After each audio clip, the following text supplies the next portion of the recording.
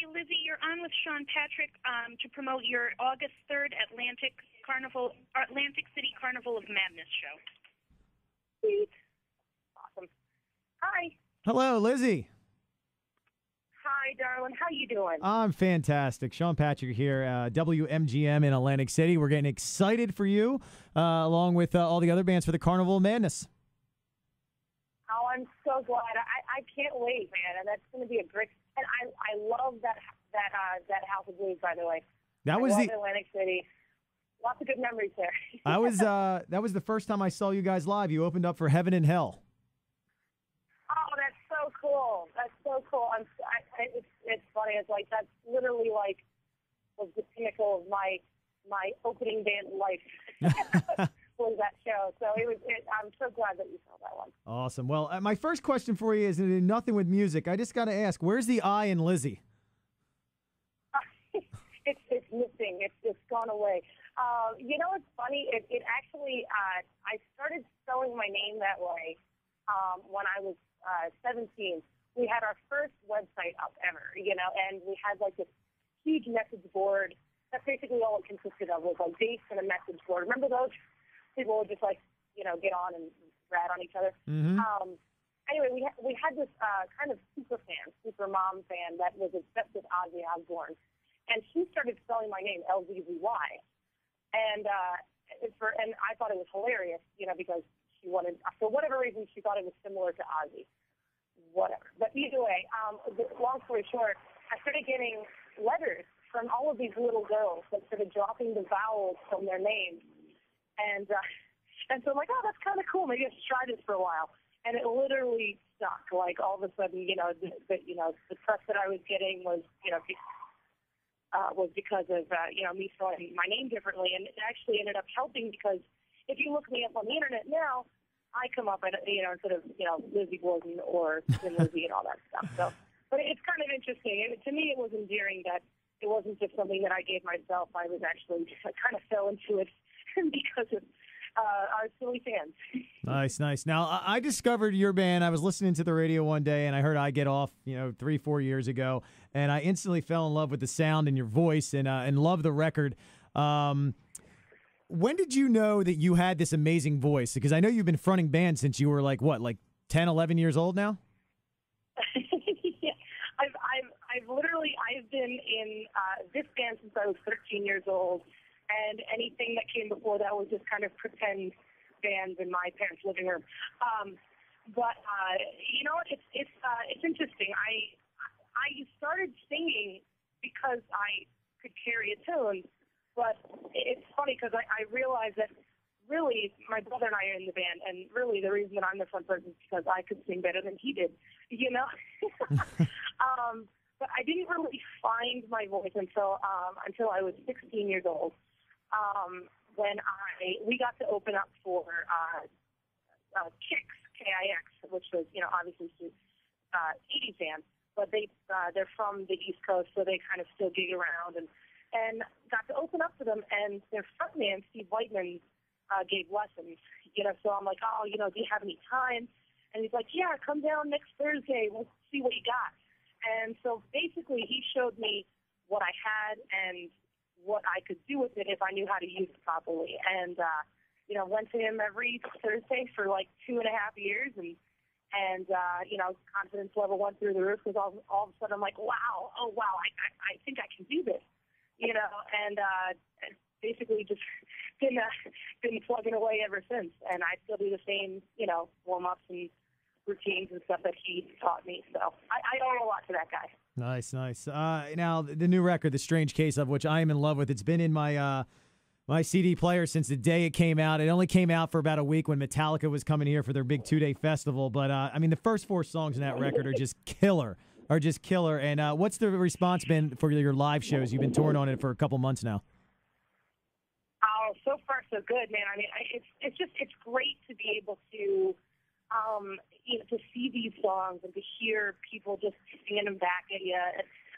This record, in a lot of ways, was our mentality when we went into this record was we wanted to try to give the people that are crazy fans what they deserved to listen to from us, and so the fact that it's getting such a great response live and our fans really seem to like it, I mean, it's it's quite the accomplishment. So, and we're proud of it. I'm so glad that you like it too. It's we put a lot of ourselves and took a few risks on this one, so it means a lot. Nice, yeah. No, you're all over the place. There's some acoustic. You got the ballads. You got the rock songs. You got everything on there. One of my favorite songs isn't even on the regular version. It's on the deluxe version. The last track, "I Hate It When You See Me Cry." I think that's an amazing song.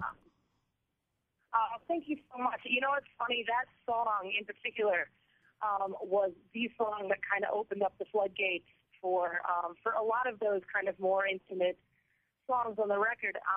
Because those particular songs, especially "Hate It When You See Me Cry," were songs that I write, while I'm sitting on my bed with an acoustic guitar, and I don't even really show them to my bandmates most times, because I'm like, it's a cheesy song, maybe it's a little, vulnerable, and so you just kind of come under your pillow a little bit, and you don't tell anybody. And on this record, for whatever reason, I felt comfortable enough to show everybody all of these different sides of myself. So, so I appreciate that, and it was quite the journey. I think I scared myself a little bit on this record, just a little bit.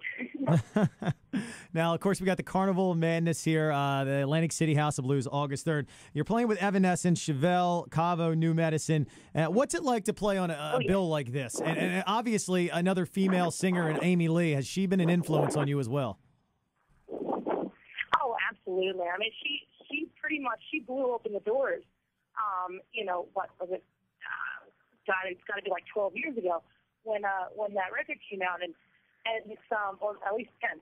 But I mean, really, nobody had heard anything that sounded like that, on American rock radio when that record came out, and when she came out, I mean, I'd already been playing, locally in bands, but it really gave me a lot of hope. I'm like, okay, radio and labels and everybody that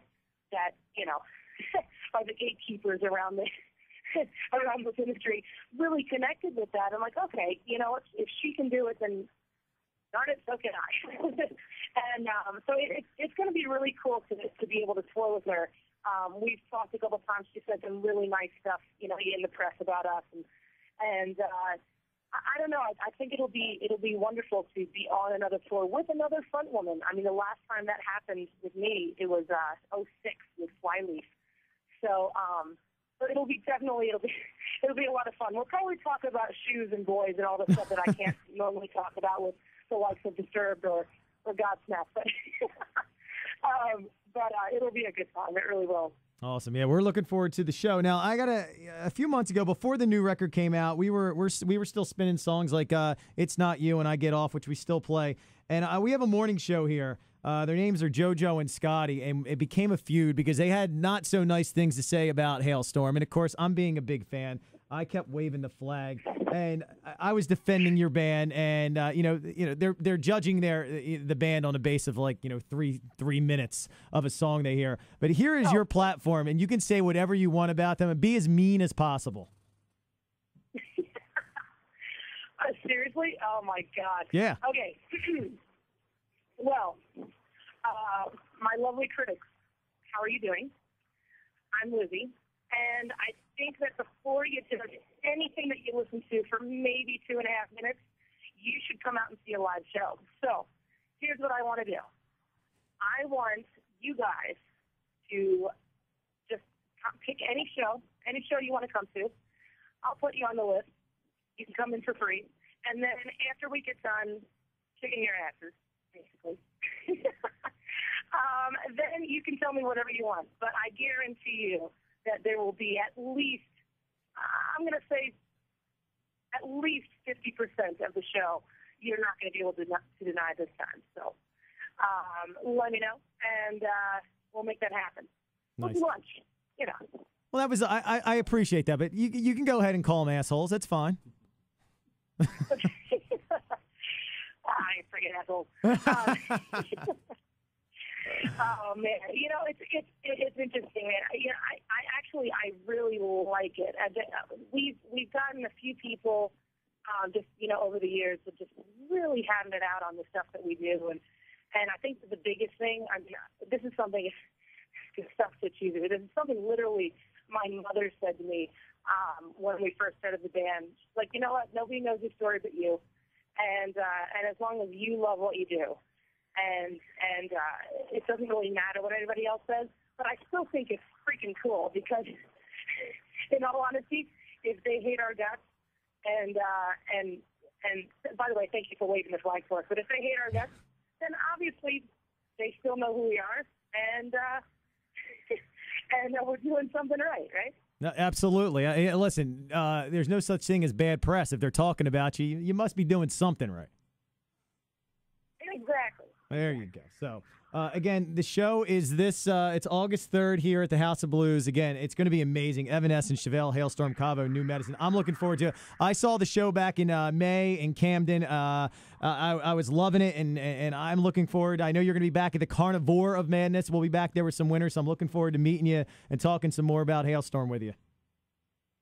Oh, absolutely, man. We'll have some meat and maybe share a beer. That'd be awesome. Absolutely. Well, I'm going to hold you to that beer. And, Lzzy, thank you so much. I'm a huge fan, and I appreciate you taking some time out and talking with me. Hey, anytime. And hey, thanks for being the lone Halestorm fan in the office there. Yes, and I will keep doing it. And by the way, we hammered Love Bites, and we just started playing I Miss the Misery, and we're having so much fun and great response to the songs, too. Oh, thank you so much, man. I'm so glad. Awesome. Well, you take care, and we'll see you on August 3rd. Woo, see y'all there. All right, take care. Thanks, man.